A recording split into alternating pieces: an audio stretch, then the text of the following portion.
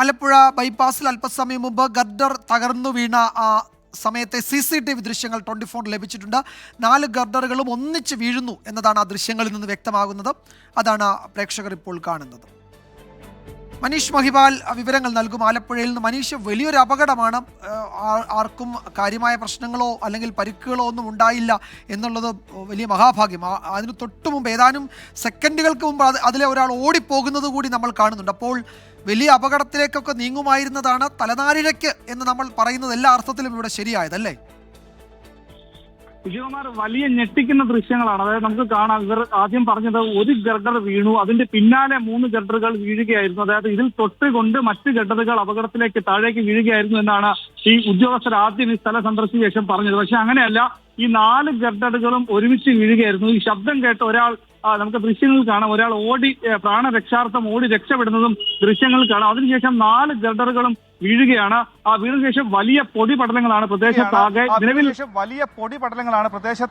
നിലവിൽ ഈ വീടിന് ഈ ഗർഡറുകൾ വീണതിന്റെ സമീപത്തുള്ള 3 വീടുകൾക്ക് കേടുപാടുകൾ, അതായത് വിള്ളലുകൾ സംഭവിച്ചിട്ടുണ്ട്. അത്രയധികം ഭാരത്തിലുള്ള ഗർഡറുകളാണ് താഴെ വീണത്. ഒരു പക്ഷേ ഈ സംഭവം ഉണ്ടാകുന്നത് ഞായറാഴ്ച ആയിരുന്നെങ്കിൽ വലിയ അപകടം ഉണ്ടാവുമായിരുന്നു. ഇന്ന് അത്ര തിരക്കില്ലാത്തൊരു സമയമായിരുന്നു. ഞായറാഴ്ച ദിവസങ്ങളിൽ ആലപ്പുഴ ബീച്ചിൽ ഒട്ടനേകം ആളുകൾ എത്തുന്നതാണ്.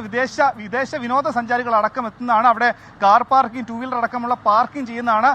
പ്രദേശത്തെ നാട്ടുകാരടക്കം ഇതിന്റെ തണലോ പറ്റി അവിടെ വിശ്രമിക്കുന്ന സമയമാണ്. ഇത് സംഭവം നടന്ന കൃത്യസമയം രാവിലെ 10:58 ഈ അപകടം ഉണ്ടായതെന്നാണ് ഈ സമീപത്തെ ഈ വീടിന്റെ പടിഞ്ഞാറ് വശത്തുള്ള ഒരു വീടിന്റെ CCTV ദൃശ്യങ്ങളിൽ നിന്നും നമുക്ക് മനസ്സിലായിട്ടുള്ളത്. എന്താണ് ഈ അപകടത്തിന്റെ കാരണമെന്ന് ഇപ്പോഴും വ്യക്തമായിട്ടില്ല.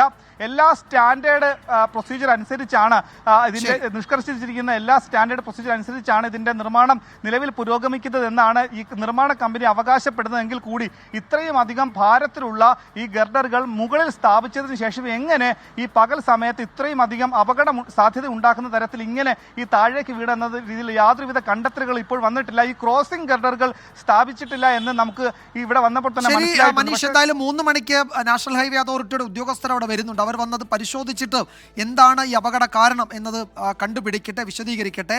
അപ്പോൾ 4 ഗർഡറുകളും ഒന്നിച്ച് വീഴുന്നു, അതാണ് ആ ദൃശ്യങ്ങളിലുള്ളത്. നേരത്തെ പറഞ്ഞതുപോലെയല്ല, മുഴുവനും കൂടി ഒരുമിച്ച് വീഴുകയായിരുന്നു. അതിൻ്റെ ആ സമയത്തൊക്കെ അതിലൂടെ ആളുകൾ പാസ് ചെയ്യുന്നതും ആ ദൃശ്യങ്ങളിലുണ്ട്. ആർക്കും കാര്യമായ പ്രശ്നങ്ങളൊന്നും ഉണ്ടായില്ല എന്നത് മാത്രമാണ് ഒരാശ്വാസം.